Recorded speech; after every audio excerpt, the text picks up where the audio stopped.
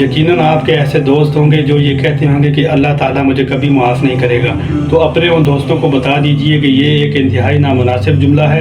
آپ اللہ تعالیٰ کے بارے میں منفی گمان کر رہے ہیں۔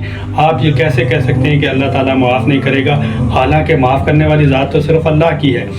قرآن میں متعدد جگہ ذکر ہے کہ اللہ تعالیٰ معاف کرنے والا ہے۔ سورہ زمر میں ذکر ہے کہ تم اللہ تعالیٰ کی رحمت سے مایوس نہ ہونا۔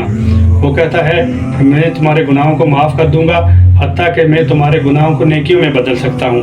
نبی کریم صلی اللہ علیہ وآلہ وسلم کا ارشاد ہے کہ توبہ کرو اور نیک اعمال کرو اور دوبارہ ان برے اعمال کی طرف مت جانا، تاکہ اللہ تعالیٰ تمہارے گناہوں کو نیکیوں میں بدل دے۔